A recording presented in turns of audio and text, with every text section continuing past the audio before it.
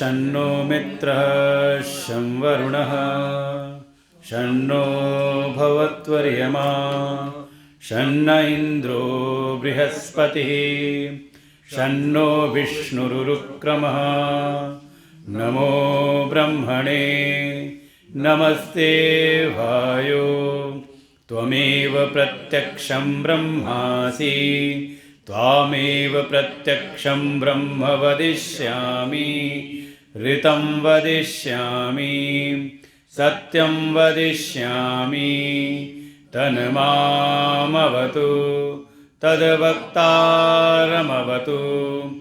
अवतु माम् अवतु वक्तारम् ॐ शान्तिः शान्तिः शान्तिः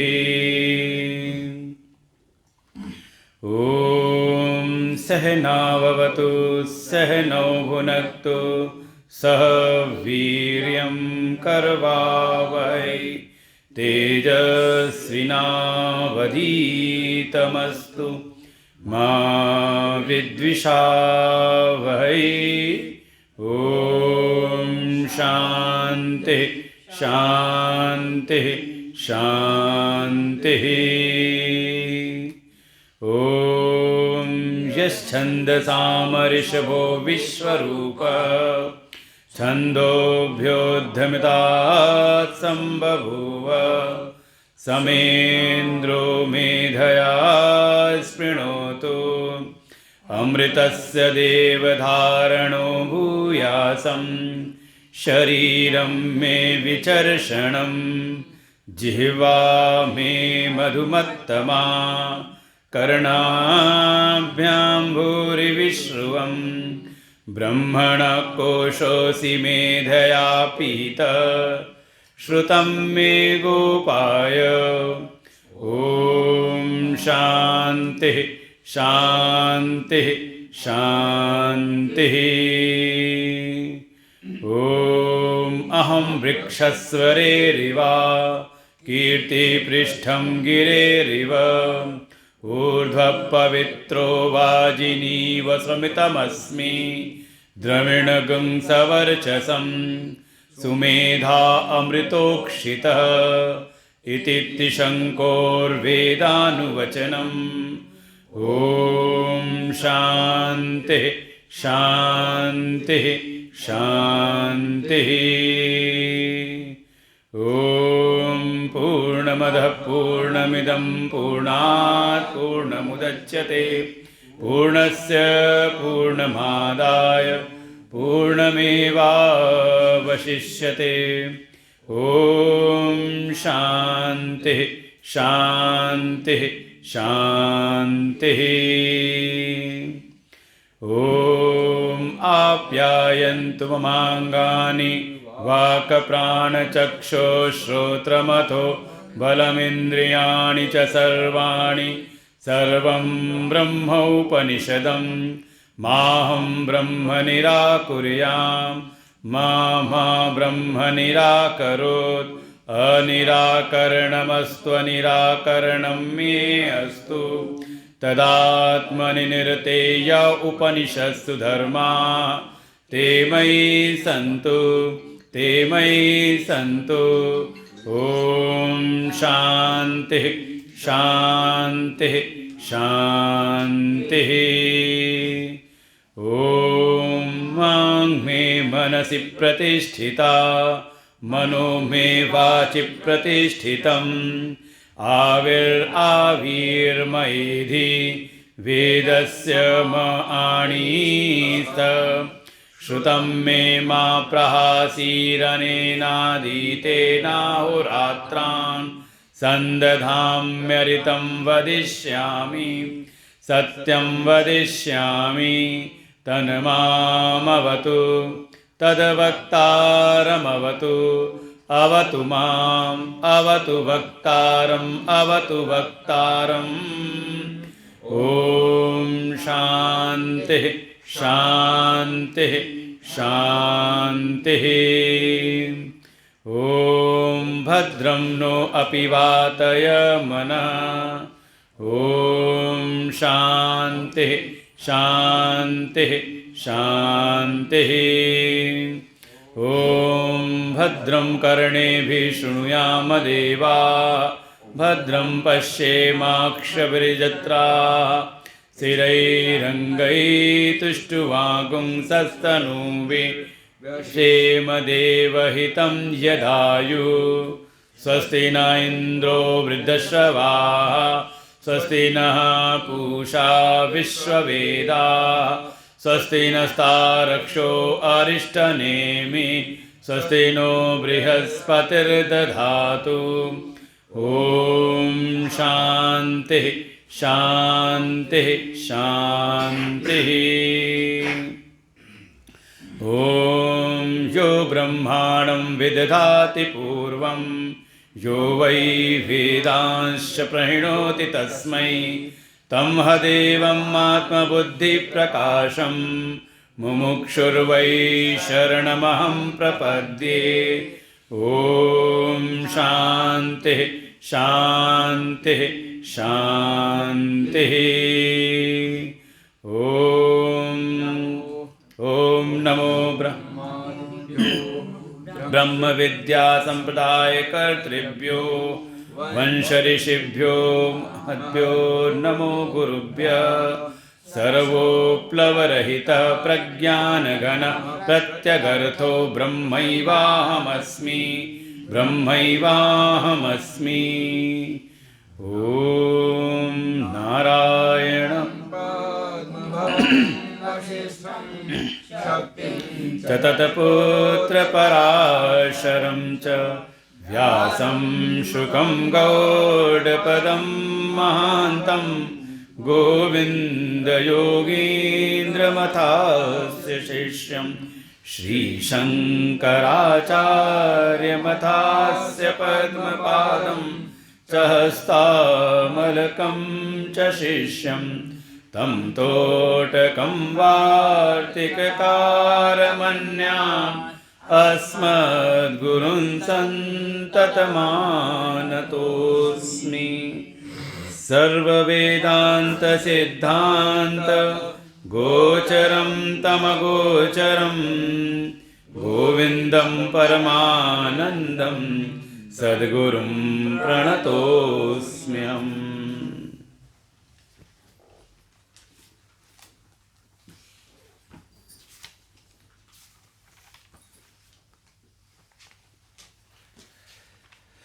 हम लोग कुछ श्लोकों का पाठ करते हैं। आत्मनिरूपण 126 से। अथ ते संप्रवक्ष्यामि स्वरूपं परमात्मनः यद विज्ञाय नरो बन्धान् मुक्त कैवल्यमश्नुते अस्ति कश्चित् स्वयं नित्यम् अहं प्रत्ययलम्बनः अवस्थात्रयसाक्षी सनपोक्पसन् पञ्चकोशा विलक्षण यो विजानाति सकलम् जाग्रत् स्वप्न सुषुप्तिषु बुद्धि तद्वृत्ति सद्भावम् अभावम् अहमित्ययम् यः पश्यति स्वयं सर्वम् यं न पश्यति कश्चन यतश्चेतयति बुद्ध्यादिम् न तु यं चेत्ययत्ययम् येन विश्वमिदं व्याप्तं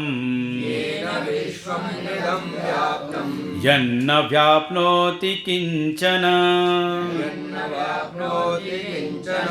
आभारूपमिदं सर्वं यं भान्तमनुभात्ययम् यस्य सन्निधिमात्रेण देहेन्द्रियमनोधियः विषयेषु स्वकीयेषु वर्तन्ते प्रेरिता इव अहंकारादिदेहान्ता विषयाश्च सुखादयः वेद्यन्ते घटवद्येन नित्यबोधस्वरूपिणा नित्यबोधस्वरूपिणा।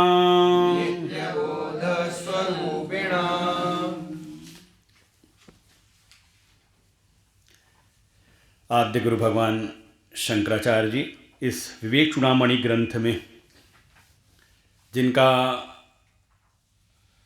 उद्देश्य ही है साधक को उसके आत्म स्वरूप में अवस्थान करा देना, उसके आत्म स्वरूप की उसको पहचान करा करके उसी में उसकी स्थिति करा देना। साधन है आत्म अनात्म विवेक। इसलिए पहले आचार्य ने अनात्म तत्वों का विचार कराया। भाई तरीका भी यही है, भाई जिसको हम नहीं जानते हैं तो उसको जनाने के लिए, भाई किसी कोई सामने आया, उसको हम नहीं पहचान पा रहे कौन है ये, उसको हम नहीं जानते, हल्का सा कम को, तो दो उपाय हो सकते हैं पहचान कराने के।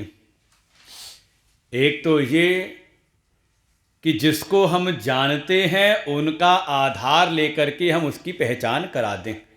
ज्ञात के द्वारा अज्ञात का परिचय, अज्ञात का बोध करा दिया जाए। एक तो तरीका ये है, और दूसरा ज़्यादा कम कर दिया, और दूसरा सीधे उसके स्वरूप के बारे में बता दें कि भाई ये कौन है, क्या है। यही तो तरीका अपनाते हो आप दुनिया में। तो लक्ष्य है उस आत्म स्वरूप की पहचान कराना। और वो है कैसा? भाई देखो, किसी को आप पहचान करानी हो तो हम बताते हैं इसकी जाति क्या है, इसके गुण क्या हैं, इसकी क्रिया, भाई क्या कार्य करता है, इसके कोई विशेषण हैं, इसके संबंध। ये तो आप नाता बताओगे संबंध का है कि ये फला फला व्यक्ति जिसको आप जानते हो, उसके पिताजी हैं, उसके चाचा हैं, उसके पुत्र हैं, उनके गुरुजी हैं, उनके शिष्य हैं, वही संबंध जोड़ोगे आप। लेकिन ये जो अपना आत्म स्वरूप है, ये जाति, गुण, क्रिया, विशेषण, संबंध, इन सब से रहित है। तो कैसे बताएं फिर?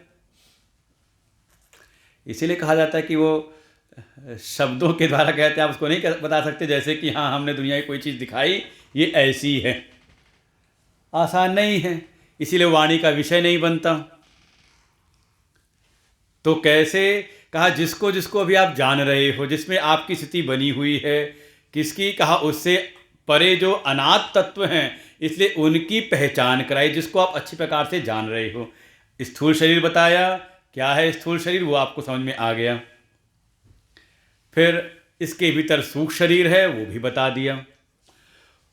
इन दोनों का ही, स्थूल और सूक्ष्म दोनों का ही कारण एक तीसरा है कारण शरीर, उसको भी समझा दिया। क्या है? कहा माया ही कारण शरीर है। समष्टि में उसको माया और व्यष्टि में उसकी चर्चा करेंगे तो उसको कहते हैं अविद्या। तो उसको भी बता दिया और पूरा संक्षेप में एक सार में कर दिया कि ये जो कुछ भी आपको बताया, देह, इंद्रिय, प्राण, मनो, अहम आदय, ये जो कुछ भी बताया कि आपको देह के बारे में बताया, शरीर के बारे में, इस स्थूल शरीर 7 धातुओं से बना हुआ है, पंचीकृत पंच महाभूतों से बना हुआ। फिर उसके भीतर इंद्रिय, प्राण, मन, बुद्धि, अहंकार आदि ये सब बताया का ये सूक्ष्म तत्वों से बना हुआ है, अपंचीकृत पंच महाभूतों से, इसके बारे में बता दिया पूरा। फिर इनके जो भी विकार हैं, साथ ही इनके जो विषय हैं, शब्द, स्पर्श, रूप, रस, गंध, इनके विषय, और मन आदि के भी सुख दुख आदि, समझ ना समझ, ये भूख प्यास, इनके जो सब विकार हैं, विषय हैं। साथ ही ये जो सारे पंच महाभूत हैं, व्योम आदि, भूतानि अखिलम, ये जो कुछ भी ये सारा व्यक्त जगत दिखाई दे रहा है, ये व्यक्त जगत और इनका कारण अव्यक्त माया। कहा तो उसके लिए क्या है, अव्यक्त नाम वाली है, त्रिगुण ही माया है। तो जितना कुछ व्यक्त जगत दिखाई दे रहा है और इससे लेकर के इसको बनाने वाली, इसको उत्पन्न करने वाली जो अव्यक्त माया है, वहाँ तक की जो कुछ भी विश्व की कोटि में आता है, अनंत कोटि ब्रह्मांड, कहा ये सब के सब अनात्मा है, वो आत्मा नहीं है। हाँ, किसी को आत्मा मत समझ लेना कि हाँ आत्मा साथ में लोक पर बैठी हुई है, कि वहाँ पर रहती है, कि वहाँ पर रहती है। ये जहाँ कहीं भी, और हमारे उपनिषद में कह देंगे जो विदित और अविदित दोनों ही श्रेणी में आ जाए, समझ लो दोनों ही आत्मा नहीं है। तद विदितात् अथो अविदितात् अधि, यही 2 कोटि हो सकती है। कुछ आपको विदित है जो आप देख रहे हो, जान रहे हो, और कुछ आपको अविदित है जो आप नहीं जान रहे, लेकिन कभी तो आपकी ज्ञान की श्रेणी में आएगा ना। इसीलिए कुछ जो विदित है वो आपके लिए त्याज्य हो सकता है, जिसको भी आप जानते हो उसको आप त्याग कर सकते हो, सबको छोड़ सकते हो आप, जिसको जो आपकी विदित की श्रेणी में आ जाएगा। शरीर को जाना तो त्यागते नहीं कि नहीं त्याग सकते, सबको आप छोड़ सकते हो। और जो अविदित है तो उसके प्रति होता है हाँ वो प्राप्त करने योग्य, उपादेय बन जाता है, श्रेणी में आ जाएगा। हे और उपादेय 2 ही चीज़ें हैं दुनिया में। कुछ आपको लगता है कि हम त्याग कर सकते हैं और कुछ ऐसा है कि हम प्राप्त कर सकते हैं। पूरी दुनिया में आप देखें, विचार करें तो जो भी इस हे और उपादेय की श्रेणी में आ जाए, समझ लो वो आपका अपना आत्मस्वरूप नहीं है। सब क्या है का सब अनात्मा है।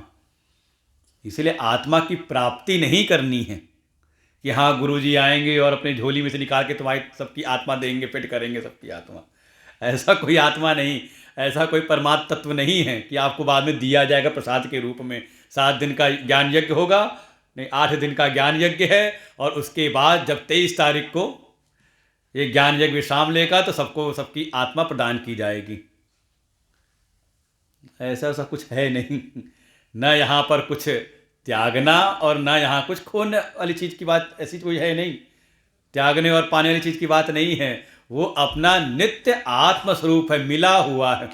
प्राप्तस्य प्राप्ति, तो उसकी अप्राप्ति में हेतु क्या है? उसकी अप्राप्ति में हेतु है उसका अज्ञान। हम उसको जान नहीं रहे, अज्ञान का पर्दा उस पर पड़ा हुआ है। धीरे धीरे जो भी अनाथ पदार्थ बताए उनकी उपाधियां पड़ी हुई थी, सब उपाधि बना रही थी आत्मा के ऊपर। तो उन सारे अनाथ पदार्थों बताने का तात्पर्य यही था कि एक एक परत को आप हटाते जाओ और भीतर प्रवेश करते करते जो आपका अपना नित्य आत्म स्वरूप है उसकी आपको प्राप्ति हो जाएगी। जान लिया अनात्मा को, तो अब आत्मा को बता दीजिए आत्मा कैसी है। थोड़ा हम उसका विचार करेंगे, फिर ध्यान करेंगे ना उसका कैसी है। तो अब आगे का जो प्रसंग है लगभग 12 श्लोकों में आत्म तत्व का निरूपण किया है। तो जाने और इसका फिर ध्यान करें। तात्पर्य यही है कि जब आत्म तत्व का में अनुसंधान करना है तो हम निषेध तो कर रहे हैं, करते करते पहुंचना कहाँ है? कहाँ इन सिद्धांतों पर। ये जब विचार भीतर चलने लग जाए, इस प्रकार से हम जाने अपनी आत्मा को, तो समझे कि हाँ हमने कुछ जाना है। तो पहले ही है, पहले यहाँ पर जैसे प्रतिज्ञा की, यहाँ पर प्रतिज्ञा वाक्य रखा है, और उस आत्मज्ञान को प्राप्त करने का फल क्या होता है सीधे बता दी। कह रहे अथ ते, अथ माने अब इसके उपरांत।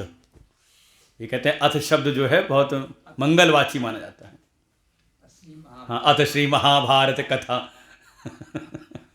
ये खूब सुना होगा B.R. चोपड़ा के टीवी सीरियल में। अथ कहते हैं मंगलवाची होता है, जैसे ओम, अथ और ओम कहते सबसे प्रारंभ में ब्रह्मा जी के मुख से सबसे पहले यही दो शब्द निकले थे। इसे मंगलवाची, जब भी कोई श्रेष्ठ कार्य करना हो तो अगर आप ओम बोल दें या फिर अथ कह दें तो कहते हैं मंगल होता है फिर। और साथ ही जो अत है ये अनंतरिश अर्थ में भी लिया था कि इसके उपरांत, यहाँ तक की तो बात हो गई, अब इसके बाद हम तुम्हें ये बताते हैं नई चीज़, एक नया प्रसंग प्रारंभ करने की। और लेकिन सारे जितने भी सूत्रात्मक ग्रंथ हैं हमारे सब अथ से शुरू होते हैं। अथा तो भक्तिम व्याख्यासम, अथा तो ब्रह्म जिज्ञासा, अथा तो धर्म जिज्ञासा, सब अथ से शुरू होते हैं। अब इसके बाद, यहाँ तक की तो बात हो गई, अब इसके बाद तो ये कह रहे हैं अथ ते संप्रवक्ष्यामि, अभी जो हमने सब अनाथ पदार्थ बताए थे सब अनात्मा हैं। जो कुछ भी आपके विदित अविदित की श्रेणी में आ रहे हैं, जो भी व्यक्त अव्यक्त की श्रेणी में आप जिसको भी जान रहे हो, ये सब के सब अनात्मा हैं। इसको जानने के बाद अब मैं आपको बताऊंगा क्या चीज़, स्वरूपम परम आत्मनः, जो परम आत्मा है उसके स्वरूप को मैं आपको बताऊंगा। मिलेगा क्या उससे? भाई दुनिया में कोई भी हमें कोई जानकारी मिलती है उसका कुछ फायदा तो होना चाहिए ना, नहीं क्यों सुनेंगे हम, लेने क्या है, क्या मिलेगा उससे? तो कहा यद विज्ञाय नरो बंधान मुक्त, कहा जिसको जान करके, जानते ही जो जानने वाला मनुष्य है वो समस्त बंधनों से मुक्त हो जाता है, किसी प्रकार के उस पर बंधन नहीं होते हैं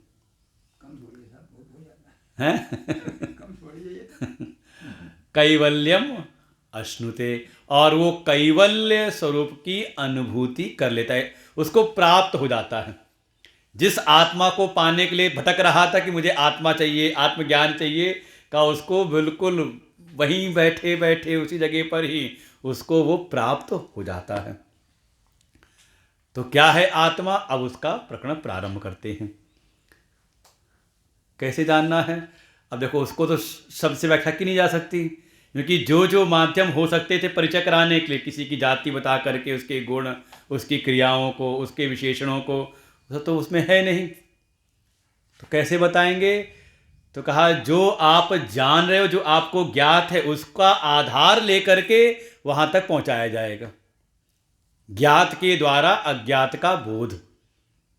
जैसे कई बार होता है किसी को कुछ दिखाना है तो दिखा रहे हैं कि हाँ वहाँ पे वो है, कहते कहाँ, दिख नहीं रहा, तो कहते वो देखो ऊपर का एक जो छत दिखाई दे रही ना, वो मकान दिखाई दे रहा है जैसे प्लास्टर नहीं है, उसके बाद झंडा लगते घूम रहा है, कहाँ हाँ दिख रहा है, कहा उसके बस सीधे ऊपर देखना, सीधे ही में वो दिखाई देगा जो मैं दिखा रहा हूँ। कहता हाँ हाँ हाँ हाँ पहुँच गए। ये खूब करते हैं इसे कहते हैं शाखा चंद्र न्याय, कि एक पेड़ की चंद्रमा दिखाना था, वो द्वितीया का चांद दिख नहीं रहा था, तो कहा देखो वो पेड़ दिखाई दे रहा है नीम का, हाँ दिख रहा है, उसकी एक डाल दिखाई दे रही ऊपर जा रही है, कहाँ ऊपर जा रही, कहा बस ठीक उसके ऊपर देखो, कहते हाँ दिख गया ये खूब ऐसे ही किया जाता है ज्ञात का सहारा लेकर के अज्ञात का बोध कराना। तो वही अब सहारा ले रहे हैं यहाँ पर। अब ये मत समझना कि जैसे हम दुनिया को जान रहे थे, हमने देह को जाना था, हमने सूक्ष्म शरीर को जाना था, मन बुद्धि अहंकार को जाना था विषय के रूप में, ऐसे उसको जान लेंगे, क्योंकि ऐसे आपने उसको जाना, वो आपका ज्ञेय विषय बना, आपके लिए ज्ञेय बना, समझ लो आपसे अलग हो गया वो। क्योंकि जो जानने वाला है जानी गई वस्तु से हमेशा अलग होता है, ये सिद्धांत है वेदांत का पक्का। तो अब बताना प्रारंभ करते हैं। कहते हैं अस्ति कश्चित स्वयं, है कुछ है ऐसा जो स्वयं ही सत्तावान रहता है। उसको अपनी सत्ता के लिए किसी और की अपेक्षा नहीं रहती। अस्ति स्वयं कश्चित, ऐसा कोई है अपने आप जिसकी सत्ता है। कैसी सत्ता है? कहा नित्य है। सब लक्षण है बिल्कुल, उसमें कोई वो उसके धर्म नहीं है, गुण मत कहना ऐसी। वो समझा रहे हो कि हमें अनित्य का पता है, तो अनित्य के आधार पर हम कह रहे हैं वो नित्य है। भाई अभी तक जिनको हम जान रहे थे वो सब ऐसे थे कि हाँ जन्मने मरने वाले थे, विकारवान थे, अनित्य थे, विनाशी थे। तो कहा नहीं, ऐसा नहीं है, कहा वो नित्य है कुछ। वही आधार बनता है हमारे अहम प्रत्यय का। अहम प्रत्यय आलंबनम, जो भीतर आता है ना, मैं कुछ है ना, उसको आधार बना के आप कह रहे हो ना, मैं हूं। कोई है, कुछ है ना जो नित्य रहता है, चाहे आप किसी परिस्थिति में भी रहो, चाहे आप शरीर में हो और चाहे शरीर छोड़ के जा रहे हो। अच्छा, मरने का भी कहते होंगे ना कि मैं जा रहा हूं मैं नरक में हूं। अब ये शरीर नहीं है लेकिन कोई और कहीं तो है ना, मैं हूं, इसका आलंबन कोई बनता है ना, कोई आधार। तो समझ अस्ति कश्चित स्वयं, ऐसी कोई स्वयं सत्ता है, स्वयं अस्तित्वान सत्ता है जो हमारे अहम प्रत्यय का आलंबन बनती है। देखो, जागृत अवस्था में शरीर को आपको लग सकता है कि हाँ शरीर को आलंबन लेके मैं कह रहा हूं मैं हूं, लेकिन स्वप्न अवस्था में तो शरीर नहीं है, लेकिन वहां भी मैं वहां मैं हूं कि नहीं, वहां पर आप हो कि नहीं, वहां भी तो बताया मैं हूं। जो प्रसन्न हो रहा है कुछ मिल गया तो, जो दुखी हो रहा है कुछ जाने से, तो मैं हूं ना वहां पर भी। तो कहा वहां पर भी है, नित्य है वो सबका मन। इसलिए कह दिया अवस्था त्रय साक्षी, तीनों अवस्थाओं का साक्षी है। जो जागृत अवस्था है उसको भी आप जान रहे हो, फिर स्वप्न अवस्था को भी जान रहे हो, और साथ ही सुषुप्ति अवस्था को भी। जागृत वाला स्वप्न को नहीं जान रहा, सोया पड़ा हुआ है। जो स्वप्न वाला है वो जागृत को नहीं जान रहा। भाई अगर जान रहा होता तो दुखी क्यों हो रहे होते? खा पी करके सोए थे और सपना ऐसा देख रहे हैं कि बिल्कुल फकीर बने हुए हैं और कई दिन से भोजन तक नहीं मिला, बढ़िया अपने सुरक्षित कमरे में सो रहे थे, लेकिन सपना क्या देख रहे हैं? अरे बहुत सारे कहते सांपों के झुंड में फंस गया हूं मैं, अब कौन सा सांप कब डस ले कुछ पता नहीं, डर रहे हैं, भाग रहे हैं, भूत प्रेत पीछे लगे हुए हैं कहाँ पर? या कोई गर्दन काटने को हथियार लिए पीछे घूम रहा है कहाँ पर? कहाँ सुरक्षित अपने कमरे में। तो क्या हुआ? जो स्वप्न वाला है वो जागृत को नहीं जान रहा, जागृत वाला स्वप्न को नहीं जान रहा, और दोनों ही सुषुप्ति में नहीं है। लेकिन मैं ये अहम प्रत्यय जो है, अहम वृत्ति जो है, का वो सब जगह है, तीनों को ही जानती है कि नहीं? और साक्षी हो करके कहा पंचकोश विलक्षण, इसीलिए सबको जानता है कि सबसे वो विलक्षण है, सबसे वो असंग अलग है। अन्नमय पंचकोश में, ये अन्नमय कोश स्थूल शरीर, प्राणमय, मनोमय, विज्ञानमय, तीनों आ जाते हैं सूक्ष्म शरीर, तीनों है जाएंगे सूक्ष्म शरीर। और पांचवा है आनंदमय कोश अर्थात कारण शरीर। इन सब से वो अलग है, विलक्षण है, सबका साक्षी रह करके रहता है वो। ऐसा जो है समझ लो वही आपका आत्मा है ना? आसान जानना, समझ में आ गया? नहीं आया तो अब फिर आगे फिर कह रहे यो विजानाति सकलम, जो जानता है किसको? कहा सकलम, सकल सभी को। किसको सकल में? कहा जागृत स्वप्न सुषुप्तिषु। देखो आपका जो भी जगत है ना वो तीन ही चीज में है, तीन ही अवस्थाएं समझो सारा जगत है, जागृत, स्वप्न और सुषुप्ति। सारा जगत इसी में समाहित है और कुछ इसके अलावा है नहीं। जागृत में आपको सारा स्थूल प्रपंच का अनुभव करते हो आप, स्वप्न जगत में उसके सूक्ष्म प्रपंच का अनुभव करते हो जो वासनाओं से प्रेरित होता है, और सुषुप्ति में दोनों का ही अभाव हो जाता है। यही आपका पूरा जगत है, तीन अवस्थाएं ही। वो सारे अवस्थाओं को कहा वो जानने वाला है। एक अवस्था दूसरी अवस्था में उसका प्रवेश नहीं है, एक अवस्था दूसरी अवस्था को नहीं जानती।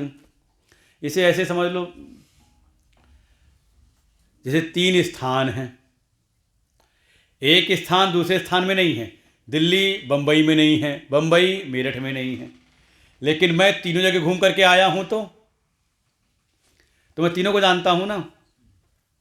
लेकिन हैं तीनों स्थान अलग अलग, दिल्ली अलग है, बम्बई अलग है, मेरठ अलग है, लेकिन मैं तीनों देशों में घूम करके आया, प्रदेशों में घूम करके आया हूं तो मैं तीनों को जानने वाला हूं। तो यही है कि जो जागृत में भी है, स्वप्न में भी है और सुषुप्ति में भी है, तीनों में। इसलिए तीनों को वो जानने वाला है। और जानता क्या है? का बुद्धि तद वृत्ति सद्भावम। बुद्धि की जो भी वृत्तियां, जो भी विचार हैं विचार, कुछ विचार हैं, सद्भावम उनको भी, और वृत्तियों के अभाव को भी। देखो, जागृत स्वप्न में विचारों का प्रभाव है, पूरा पसारा है। उन सारी वृत्तियों को, जागृत की जो जो असंख्य वृत्तियां, हर क्षण एक वृत्ति उठी, समाप्त हुई, दूसरी खड़ी हुई, फिर समाप्त हुई, का हजारों हजार विचार हैं आपके दिन भर में। तो उस वृत्तियों के होने को भी, और सुषुप्ति में कोई वृत्ति नहीं है तो, शांत अवस्था है तो, का उसको भी, वृत्तियों के अभाव को भी, सद्भावम अभावम असद्भावम, दोनों को ही, भाव और अभाव, वृत्तियों के होने और वृत्तियों के न होने, कहा उन सब को मैं जानता हूं। कौन? कहा अहम इति अयम, अहम को बिल्कुल जानता हूं मैं, बिल्कुल वही है ये, उसी को आत्मा समझो, जो बिल्कुल तटस्थ रह करके, अलग सबसे रहते हुए सबको वो जानता है, जिसके प्रकाश में आपको सारी चीज़ों का आपको अनुभव हो रहा है। अच्छा, इस समय जो बात समझ में आ रही है और कुछ बात समझ में नहीं आ रही, इसको कोई जान रहा है कि नहीं जान रहा? मैं सुन रहा हूं या मैं नहीं सुन रहा हूं? मेरा ध्यान कहीं और है। कोई है कि नहीं जानने वाला? बढ़िया चैतन्य हूं या मुझको नींद आ रही है, झोंका आ रहा है नींद का? कोई जान रहा है कि नहीं? नींद आने को हाँ, नींद आ जाने के बाद भले ना जानो, लेकिन जब नींद आ रही है, बड़ा कई बार ऐसा होता है कि कभी तो 1 घंटे की क्लास बड़े आराम से निकलती रहता है, 15-20 मिनट में निकल गई, और कभी ऐसा होता है कि वो 1-1 मिनट काटना भारी होता है, बस कब ये क्लास पूरी होगी। नींद का झोंका आ रहा है, बिल्कुल आंख बंद हो रही है, लेकिन हम जबरदस्ती खोल के बैठे हुए हैं। इन सब चीज़ों को आप कोई जान रहा है कि नहीं जान रहा?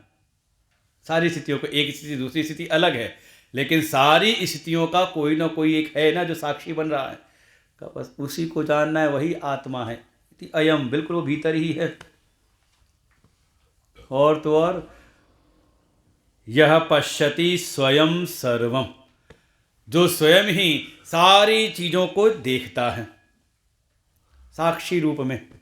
राम झरोके बैठ कर सबका मुजरा लेत, वो राम ही आत्मा है, सबके भीतर बैठ करके सबको देखता है। लेकिन यम न पश्यति कश्चन, लेकिन जिसको कोई नहीं देख सकता।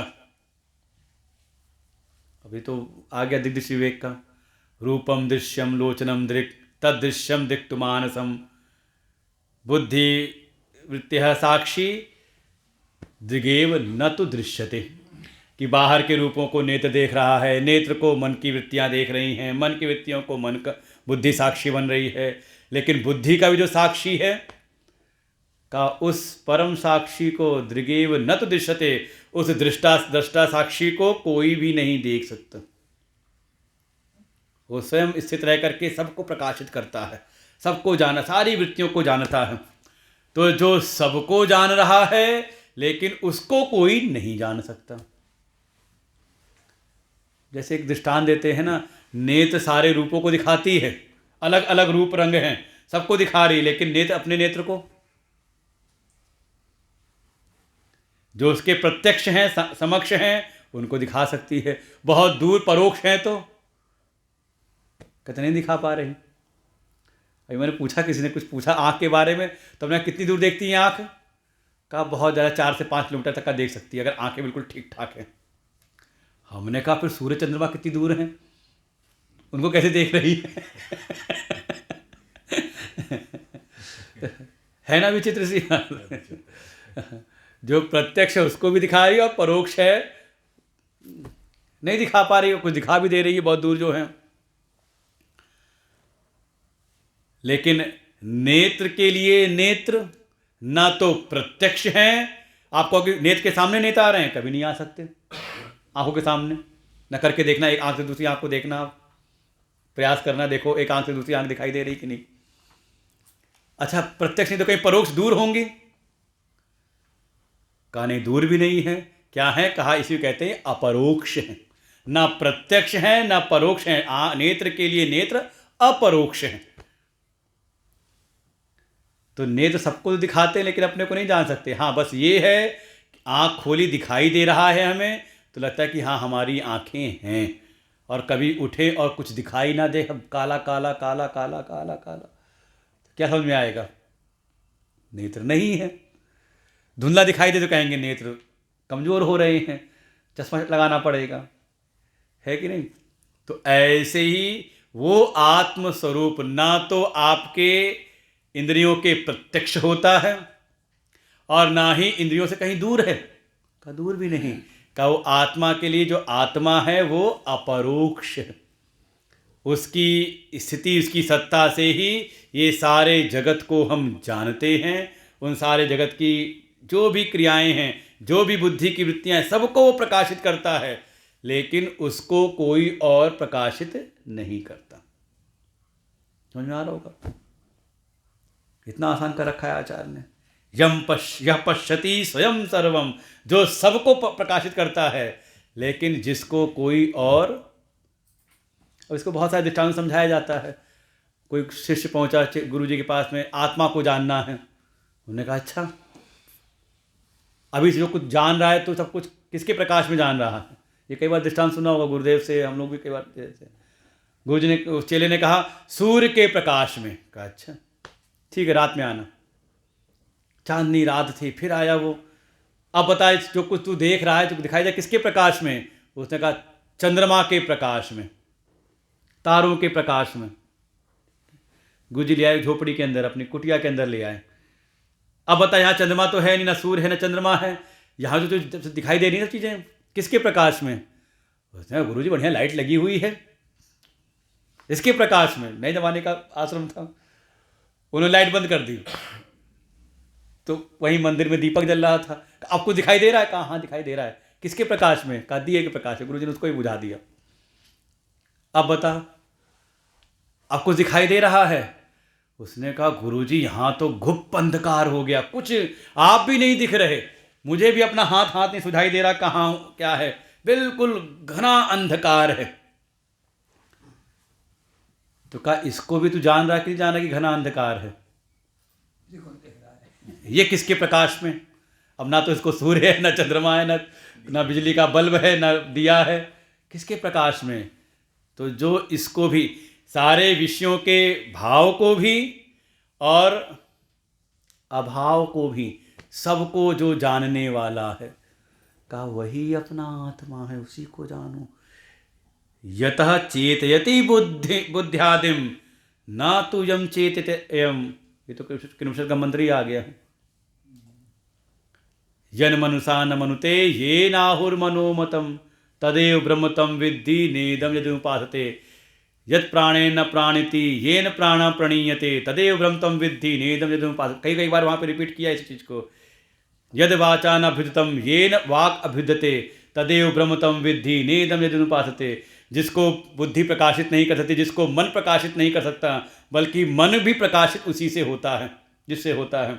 जिसको वाणी बता नहीं सकती, बल्कि वाणी को भी जो बुलवाता है, का उसको तुम ब्रह्म जानो। तो वही आ गया, यह चेतयति बुद्ध्यादि, जो बुद्धि आदि को, बुद्धि मन इंद्री आदि को, प्राण देह प्राण इंद्री मन बुद्धि, इन सब को जो चेतन करता है, ये सब हैं जड़, जो कि जड़ प्रकृति माया से बने हुए हैं।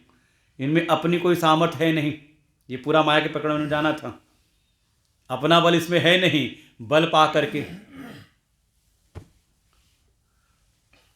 तो जो इन सबको चेतन कर रहा है, न तो यम चेत्यत्यम, और जिसको कोई चेतन नहीं कर सकता, वो अपने आप में चेतन है, जिसको किसी और चेतन की अपेक्षा नहीं पड़ती। जैसे गुरु जी ने कहा, देखो बाहर, चेले से कहा जाके देखो बाहर सूर्योदय हुआ कि नहीं। वो चेले ने उठाई लालटेन और चला, गुरु जी देख करके आता हूँ अभी। कहा लालटेन क्यों कहाँ लेके जा रहा है? कहा देखूंगा ना सूर्योदय हुआ कि नहीं। गुरु जी ने कहा अगर सूर्य उदय हो गया होगा तो तुझे लालटेन की जरूरत कहाँ पड़ेगी? जिसे सारा जगत प्रकाशित हो रहा है तो उसको जा रहा प्रकाशित करने के लिए लालटेन से, कि इस लालटेन में देखूंगा मैं। कहा उसके कारण ही सारा जो भी पदार्थ हैं सब हैं, उसके अति सबका सब जड़ है, और उसकी चेतना से ही सबके सब चेतन हो रहे हैं। तो उसको चेतन कौन कर रहा है? कहा कोई नहीं, वो अपने आप में ही स्वयं राट है, स्वयं चेतन स्वरूप है। ऐसा जो है वही आत्मा है। जो ऐसा है उसी को आत्मा जानो। और तो और फिर समझा रहे हैं, इसे हम लोग विस्तार समझ चुके थे, एक बार दोबारा चल रहा है, लेकिन अच्छा प्रसंग है, इसको बार बार चिंतन करें, ध्यान में आपको बहुत एक अच्छा प्रवेश। अच्छा, चलो आपको याद है। येन विश्वमिदं व्याप्तं यन्न व्याप्नोति किंचन आभारूपमिदं सर्वं यम भान्तम अनुभात्ययम्। ये समझ लो आपकी महिमा बताई जा रही है दुनिया में। हम यही सुनना चाहते हैं ना। देखो यही कारण है कि जो अपने कथाएं हैं, ये अध्यात्म विद्या सुनकर के एक अच्छा लगता है। क्यों? क्योंकि मन के भीतर कहीं ना कहीं अपनी महिमा जानने को है ना, कि मैं क्या हूँ। आपके सामने दूसरे की बात कही जाए ना तो आप बहुत देर तक नहीं सुन सकते, मन उब जाएगा, अरे बस ठीक है, बस अपनी बात बंद करो। लेकिन कोई आपकी महिमा गाना शुरू करे, आपकी महिमा बताए, आप बड़े अच्छे हो, आपकी क्या महिमा है, सब आपको जानते हैं, तो देखो मन प्रसन्न होता है। अच्छा बैठो, चाय वाय पी के जाना आराम से। है कि नहीं? तो ये भी आपकी महिमा बताई जा रही है कि आप क्या हो।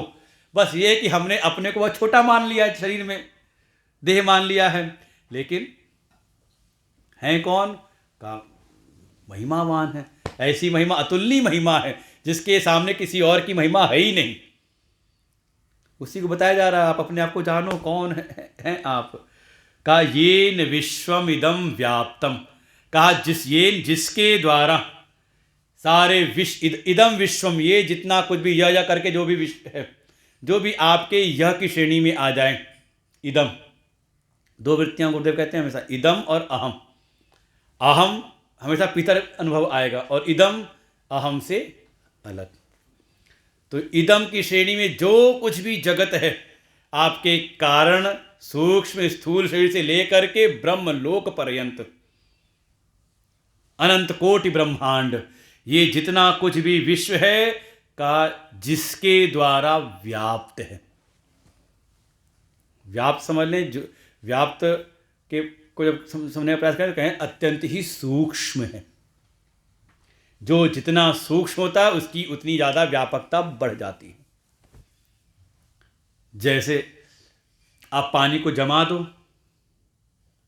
तो कहा एक जगह पर रखा रहेगा, उसी को आप पिघला दो तो पूरी वो पात्र को कवर कर लेगा, वो थाली को। अच्छा उसको गर्म करके भाप बना दें तो स्थूल है तो एक देशी हो गया। जैसे जैसे उसको कहते हैं हम सूक्ष्म करते चले गए, उसकी व्यापकता बढ़ती चली गई। अब भाप बना दिया तो का उतना ही जल आपके पूरे कमरे को व्याप्त कर लेगा कि नहीं? का व्याप्त मतलब अत्यंत ही सूक्ष्म से भी सूक्ष्म है, अणु से भी अणु, अणु के भी हिस्से किए जाए तो श्रेणु इत्यादि, उसके भी कोई व्याप्त किए रहता है। इसीलिए वो करते करते कहा, अंतिम में एक उनको मिला, कहा इसको क्या कहा, क्या नाम दिया? कहा गॉड पार्टिकल। कहा बिल्कुल सबको व्याप्त किया हुआ है, जो कुछ भी आप कल्पना कर सकते हो सबको व्याप्त किया हुआ है। यन्न व्याप्नोति किंचन, और जिसको कोई भी व्याप्त नहीं कर सकता, अर्थात उससे सूक्ष्म कुछ नहीं। सूक्ष्मत्वात् प्रत्यक आत्म चैतन्य, दोनों बातें हैं। जो सूक्ष्म से सूक्ष्म हो और भीतर, हमेशा भीतर भावना आएगी, भीतर अपने सबके भीतर व्याप्त है, वो सबको व्याप्त किया हुआ है, लेकिन उसको कोई व्याप्त नहीं कर सकता। अब दोनों भाव से लेने, सूक्ष्म से सूक्ष्म भी है कि सूक्ष्म से सूक्ष्म वस्तु भी आप कल्पना कर तो उसको भी व्याप्त की, उसमें भी है वो। और आप समझ लो बड़े से बड़ा है कि उसको कोई भी कवर नहीं कर सकता, व्याप्त नहीं कर सकता। दोनों तरह से है। क्या कहा? उसके प्रकाश से ही ये सारा जो प्रकाशित जगत है, आभा रूपम इदम सर्वम, इदम इदम से जो कुछ भी है ये सब प्रकाशित हो रहा है ना। तो कहा यम भांतम, जिसके प्रकाशित होने से ये सारा सारा जगत प्रकाशित हो रहा है, उसके प्रकाश से सब कर परम प्रकाशक जोई, बस वही है। उसी को आप ब्रह्म कह लो, उसी को परमात्मा कह लो, उसी को राम कह लें, उसी को शिव। इसीलिए वो आत्मा से अलग नहीं है, और आत्मा से अलग हो जाए तो का फिर उनकी महिमा घट जाती है। इसलिए भगवान भी कहते हैं ज्ञानी त्वात्मैव मे मतम, ज्ञानी तो मेरी ही आत्मा है। इसलिए इस तत्व को जान ले तो कहते हैं वो शिवत्व की प्राप्ति कर लेता है, अर्थात शिव स्वरूप हो जाता है। शिवोहम शिवोहम, परमात्मा अलग नहीं है, सबको उसके प्रकाश में सबका सब वो है। समझ लो भीतर वाला जो है उसके प्रकाश में सब प्रकाशित होता है। सूर्य चंद्र जो कुछ भी है, भीतर ना हो तो सब फिर कुछ है ही नहीं फिर। अब वो है तो उसके प्रकाश से प्रकाशित हो रहा है। यस्य सन्निधि मात्रेण, तो जरूर सबको प्रकाशित कर रहा होगा, सबको चेतन कर रहा होगा जा करके। कहा नहीं, केवल उसकी सन्निधि मात्र से। जैसे चुंबक की सन्निधि मात्र में लोहे के कण में हलचल सी होने लगती है, इस अनुभव किया होगा ऐसे। अच्छा, मालिक की सन्निधि मात्र से ही कर्मचारी अपने अपने काम में लग जाते हैं। जब तक मालिक नहीं आया था तब तक वो सब अपना अपना गप मार रहे थे, सब कर रहे थे। क्लास में बच्चे सब अपना कर रहे हैं, जैसे टीचर प्रवेश किया क्लास में तो सब अटेंटिव हो गए। अपवाद हर जगह होता है, कई बार नहीं भी हो उसका प्रभाव उतना ना हो मालिक का, तो एक आए के मालिक वो बात अलग है। लेकिन है देखो, उसकी वो ऐसा नहीं कि कहते कुछ कर रहा है, वो पहुंचा उसकी सन्निधि मात्र से ही सबके सब।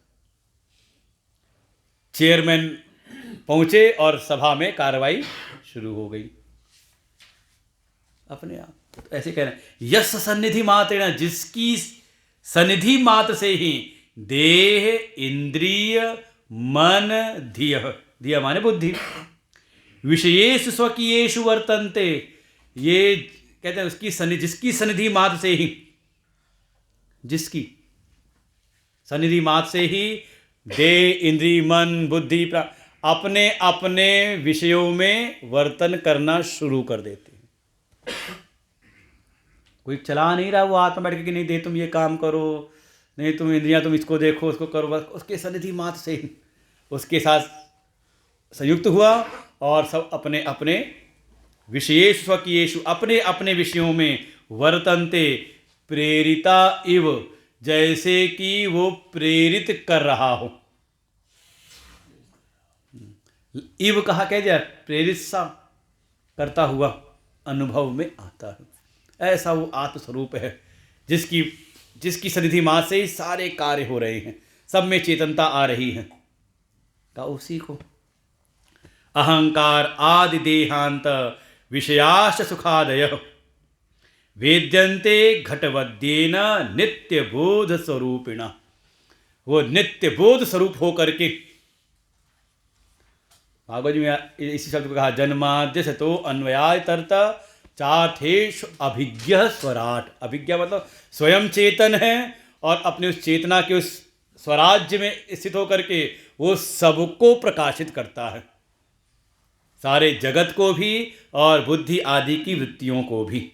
तो कहा अहंकार से लेकर के देह आदि, अहंकार आदि देहांत, अहंकार भीतर अहम वृत्ति से लेकर के देह तक, स्थूल जो देह हैं उसके जो भी विषय हैं, सुख दुख आदि जो वृत्तियां हैं, उन सब को वो जानता है। वेद्यन्ते, उसके द्वारा सब जाना जाता है। कैसे?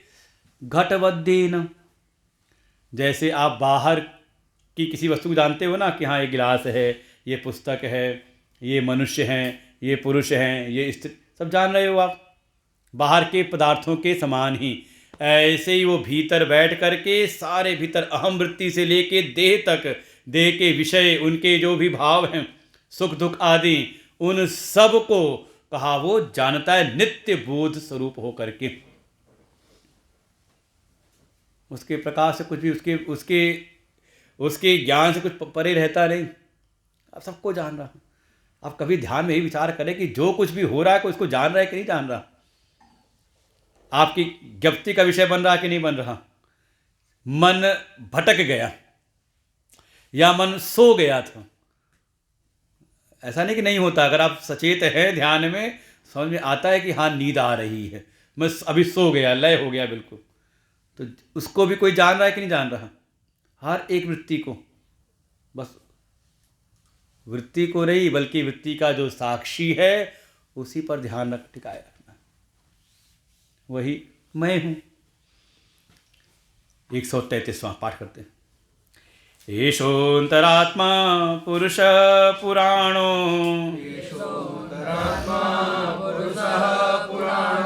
निरन्तराखण्ड सुखानुभूति,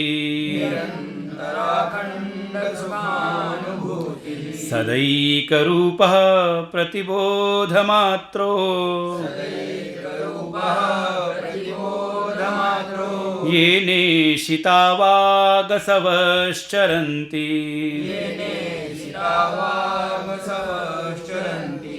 अभी जिसको कहते हैं जो, जिसके द्वारा, जिससे, अब उसको भीतर लेकर के आ रहे हैं। ऐसा मत समझ लेना कि कोई हमसे अलग कोई है ऐसा जो देख रहा है। तुरंत कह रहे हैं एषः, जिसके अंदर चर्चा चली थी ना, कहा वही ही अंतरात्मा का भीतर अपने बैठ करके। कैसा कहा? उसी कह दिया पुरुषः पुराणः, जो बिल्कुल पुरातन है, सबसे पहले वही था, उसके बाद सब आए हैं। और इस शरीर रूपी पुर में जो शयन करने वाला है, आराम करने वाला है, का उसी का नाम पुरुष का, वो भीतर है, आदि पुरुष है, वो भीतर बैठा हुआ है। कैसा? का निरंतर अखंड सुखानुभूति, जो निरंतर अखंड रूप से सुख स्वरूप से कहा वो भीतर विराजमान है। सदैक रूपः, उसके रूप में आकृति परिवर्तन नहीं आता। भाई जब आप देखिए शरीर की आकृतियां बदल रही हैं, शिशु अवस्था से बाल्यावस्था, बाल से कौमार, कौमार से युवा, युवा से वृद्धावस्था, वृद्धावस्था प्रौढ़ावस्था, उसके बाद फिर ये बदल रहे हैं। लेकिन मैं बाहर की जो अवस्थाएं हैं, जागृत अवस्था, स्वप्न अवस्था, सुषुप्ति अवस्था, तीनों अवस्थाएं बदल रही हैं। लेकिन मैं जैसे पहले था वैसी आज हूँ, वैसी आगे भी। आपको अहम की जो अनुभूति वो बिल्कुल वैसी रहेगी, उसमें कोई परिवर्तन नहीं। गुरुदेव कई बार कहते हैं कि मैं क्या हूँ, मैं बालक हूँ, मैं युवक हूँ, मैं विद्यार्थी हूँ, मैं गृहस्थी हूँ, मैं ब्रह्मचारी हूँ। तो इसमें जो बीच वाला है वो बदल रहा है, लेकिन मैं हूँ, मैं हूँ, मैं हूँ, मैं हूँ, किनारे जो सारी अवस्थाओं हाँ। तो कहा बीच वाला जो बदल रहा वो मैं नहीं हूँ, बल्कि जो बिल्कुल नित्य है, एक रूप, सदैक रूप, जो एक रूप है, मैं हूँ, मैं का वही प्रतिबोध मात्रो का, जो जितनी भी बोध वृत्तियाँ उठ रही हैं उन सब को जानने वाला, सारी वृत्तियों को जानने वाला। ये नेशिता वाग असवश्चरंती का, जिसके द्वारा ये वाणी आदि सब इंद्रियां और असवस, वाग असवश, असव कहते हैं प्राणों को, जिसके द्वारा ये वाणी आदि इंद्रियां और प्राण ये सब क्रियाशील होते हैं, जिसके द्वारा वो बिल्कुल एक रूप रहता है। अत्रैव सत्त्वात्मनिधि गुहायाम् अव्याकृताकाश उरु प्रकाशः आकाश उच्चैरविवत् प्रकाशते स्वतेजसा विश्वमिदं प्रकाशयन्। वो जो ऐसा आत्म तत्व है वो कहीं दूर मत समझ लेना अपने से अलग। उसको कहाँ अनुभूति होगी? का अत्रैव, यहीं ही। कहाँ? सत्वात्मनि, सत्व गुण से बिल्कुल प्रफुल्लित होता, पूरित होता हुआ जो अपना अंतःकरण है। इसीलिए ध्यान की क्लास कराई जाती है। कहाँ अनुभव करना है? अनुभूति स्थान कहाँ होगा? का भीतर। पहले उसको भीतर अनुभव कर लो, तो उसके बाद वो जगत में हर जगह दिखाई देगा। इसलिए आप कथाओं में देखें, जिसको भी भगवान का दर्शन हुआ पहले अपने भीतर हुआ, अपने भीतर किया, फिर वही सारे जगत में उनको अनुभव होता है।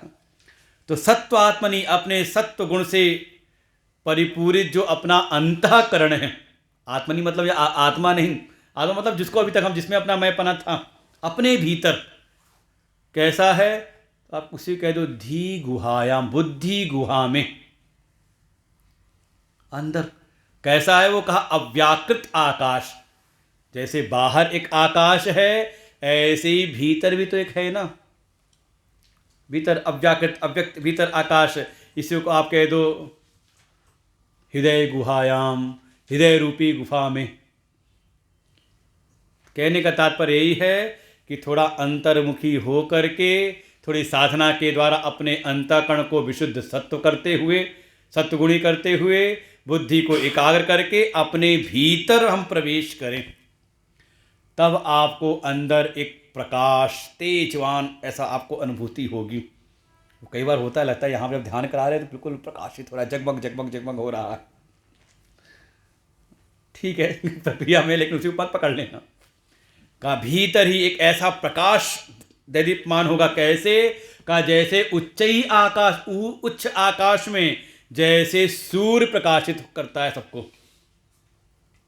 ऐसे ही जब आप साधना के द्वारा, सेवा के द्वारा अपने अंतःकरण को परम शुद्ध करके, बुद्धि को परम एकाग्र करके जब अपने भीतर प्रवेश करेंगे, तो आपको भीतर एक प्रकाश की अनुभूति, ऐसा प्रकाश जिसके प्रकाश में सारी हमारी वृत्तियां प्रकाशित हो रही हैं, उसका भीतर अनुभव होगा कि हाँ, इसके द्वारा ही सारी वृत्तियां जानी जा रही हैं, जो कुछ भी है सब इसके द्वारा ही सत्तावान हो रहे हैं। ऐसे भीतर उसकी अनुभूति होगी। स्व तेजसा, जिसका अपना स्वयं का ही तेज है, और जो सारे केवल भीतर की वृत्तियां ही नहीं, बल्कि सारे वृत्तियों का आधार लेके सारे विश्व को जो प्रकाशित कर रहा है, वो भीतर अत्रैव, यहीं ही होगा। कहीं जाने की जरूरत नहीं है, अपने भीतर ही धीरे धीरे प्रयास करते करते हो जाएगी। ज्ञाता मनो अहं कृति विक्रियाणाम देहेन्द्रिय प्राणकृत क्रियाणाम अयोग्निवत्ताननुवर्तमानो न चेष्टते नो विकरोति किंचन।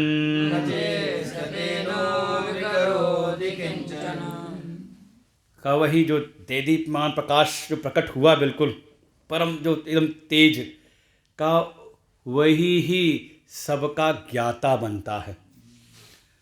देखो उसमें ज्ञातापना है नहीं, लेकिन जब सामने आ गई मन की वृत्ति, अहंकार, देह, इंद्रिय, मन, इनकी उपाधियों के कारण इनके साथ संयुक्त होकर के कहा वही फिर मनन करने वाला, बुद्धि को धारण करके कहा वही जानने और समझने वाला, वही इंद्रियों के साथ आदम करके सबको ग्रहण करने वाला, ऐसी सब होता है।